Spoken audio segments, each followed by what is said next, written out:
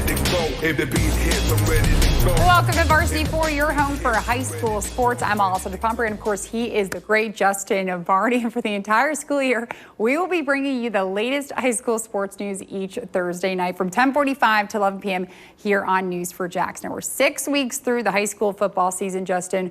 We're starting with the hot take. At this point, you haven't seen this yet. Which team is winning a state championship for us? Man, it's tough. I would say Range has got a really good chance at winning a state championship. I think Bolles has got a really good chance at winning a state championship, and I think St. Augustine has a good chance of getting down there and playing for a state championship. I think it's going to be tough for all those teams to win it, but I think those three teams have the most realistic chance of getting down there and possibly banging for a state championship. We've seen some really good football through 6 weeks of the football season. Can't believe we're already in week 7. Okay, well, you just mentioned the Bolles Bulldogs, and last week, running back Xander Edwards made history for his performance in the Bulldogs' 73-49 win over Baldwin. Justin, you got to catch up with Edwards this week to talk more about this remarkable season that he's having for the Bulldogs. Unbelievable season. 522 rushing yards, 8 touchdowns in a win over Baldwin last week, and just a remarkable stretch for Xander Edwards. Of course, his dad, Mark, played fullback for Notre Dame and then in the NFL. Great story, and I figured Xander is just getting started. It was a relatively innocuous game on the schedule for Bolles, a district opener at Baldwin in Week 6. By the time it was over, sophomore running back Xander Edwards made headlines that traveled across the country. Edwards rushed for 522 yards and 8 touchdowns in a 73-49 win over the Indians. The yardage total is the second highest in state history, and the 8 touchdowns will go into the NFHS record books as the most scored by a Florida back. Get through last week. 522, 8 touchdowns. What was going on? Yes, sir. I mean, just they kept feeding me the ball. Our O-line did a great job blocking, of course, and I just ran through them. I get all credit to the O-line. Have you had a chance to kind of decompress from 522? Yeah.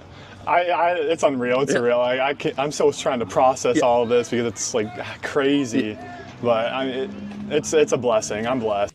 Iconic Yulee running back Derrick Henry held the bulk of the area's big rushing games, including a 502-yard performance in 2012 that ranked second in state history, and it remained a local record until last Friday night. Now, Edwards stands alone in North Florida record books. He said that he's still processing the totals, but Edwards is quick to give praise to the big fellas in front of him. I have him in my chemistry class. Yep, my boy Ryan here. I love him. Schmitty. Yep. We got Reed Coble over here and Caleb Barnes. They're all my boys. As a freshman, Xander may have had a playing style more similar to his father, Mark, a former star fullback at Notre Dame and then the NFL. But Bolles head coach Matt Toblin and Edwards' teammates said he's been leaner, faster, and playing on another level this season. I think last year he was a big back, and he spent this offseason really changing his body. I think he kind of committed last year as a freshman to being like a big back, and then this year he's lost some of that baby fat and has really turned into an explosive athlete. It's physical, violent, he just hits them head on. It's just crazy. I've best friends since 6th grade, and just blocking for him now is just a surreal feeling. Is this a record you guys can all kind of share in? Oh yeah, this is a record we're all gonna take part in for sure. 40 years down the line, be yeah, I blocked for the guy who broke Derrick Henry's record. So yeah. So how'd Edwards reward his offensive line? Did you take him out for dinner after the game? Oh, no, I'm taking them out today, actually. Okay. Yeah. What do you take him to? Better be something better than Steak and Shake. Hooters. Okay. Well, hopefully you got your parents' credit card. Oh, I do. Justin Barney, Channel 4, the local station. Last week was also historic for a local high school football coach who is the first head coach in the country to win 200 games in the state of Florida and 200 games in Georgia. Remarkable for Robbie Pruitt. People around here know Robbie, even though he's down at Williston now. They remember him from his time at University Christian and Union County. Back when he was in the area here, he combined for 7 state championships, of course 4 at University Christian and 3 at Union County. Of course, his time at Union County included 3 consecutive state titles and a state record 52-game winning streak, and he is a living legend. 209 wins when he left Florida to go up in Georgia, 209 wins up in the Peach State state. And last week at Williston, he got career win number 200 in the state of Florida. Great to see Robbie Pruitt doing so well with his family and everything else. But man, making history, 409 career wins, 7 state championships. You don't have coaches like that coach that long anymore. We've had a few of them in the history. Corky Rogers, Verlin Dormany, and Robbie Pruitt is right there too. It is great to see him still doing so well in history, national history, for head coach Robbie Pruitt. Coach Pruitt, congratulations. It's kind of insane. 2 of the best states for high school football, and he's able to have so much success. That's pretty awesome. Okay, let's get to our game of the week. Friday night's packed with Varsity 4 programming. Coverage kicks off with our game of the week. I will be there each Friday night for a pregame show that will start at 6:45 here on News4JAX and conclude at 7 p.m. This Friday, I'm heading to Beachside High School. You see it right there. The Barracudas hosting rival Tucoy Creek.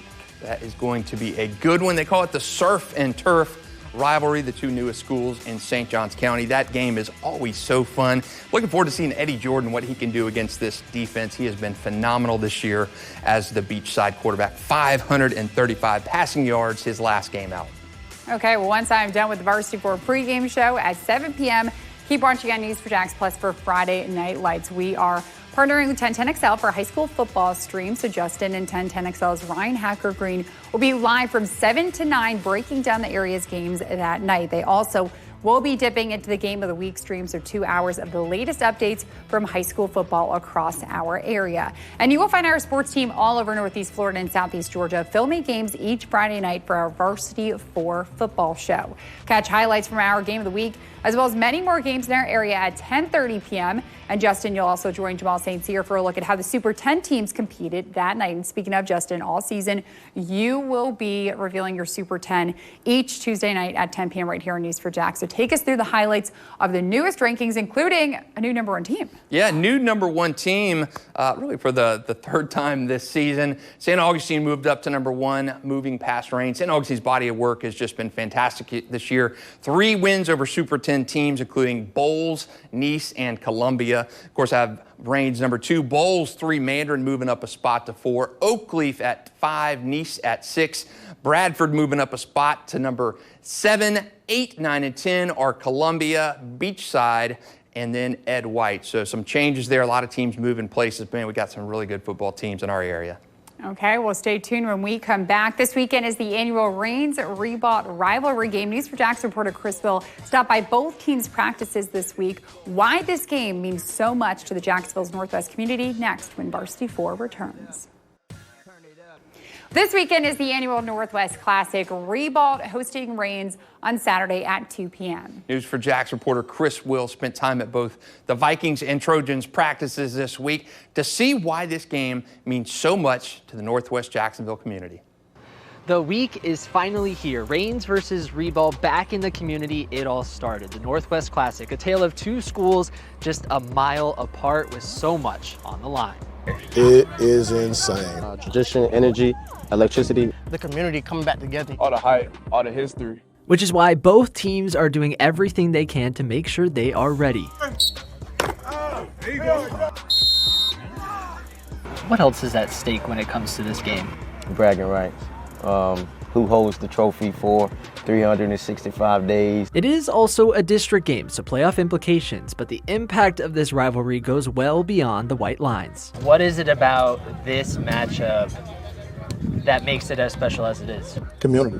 I mean, at the end of the day, it's community. In the week leading up to the Northwest Classic, there are events each and every day. A joint church service on Sunday, alumni basketball game, and a cheer competition. Ultimately, it's just, a great week just to have the kids just see what it means and see what it feels like to have that Rains Viking spirit and that Trojan spirit. Bringing the 2 schools together to celebrate the community, a community of Trojans and Vikings brought together by football. I mean, a lot of coaches, a lot of friendships are made from this game. A lot of my family went to Ribault. I went here for a short period of time. A lot of my family came through Rain. So, it's a lot of going back and forth. And when the whistle blows on Saturday, all those friendships get put on pause. Now, after the game, we back brothers. While we on that field, it's war.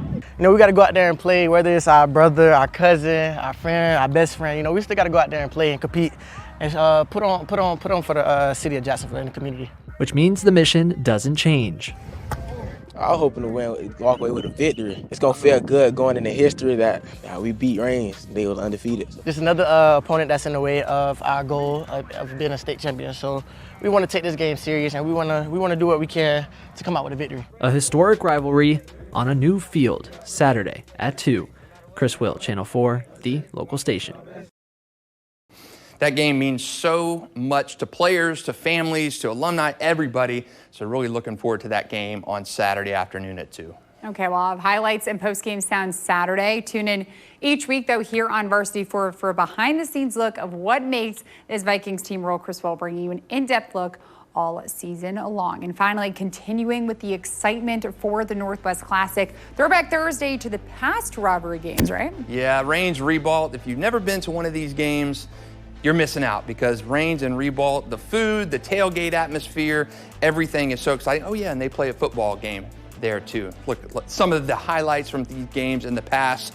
If you've never gone out and walked through the crowd and seen the fans, the alumni section set up from previous years, it is really, really good. Top ranked Reigns has won so many games in this series that it's just been almost one-sided. But strange things happen in these rivalry games. Ribault's pulled some upsets before.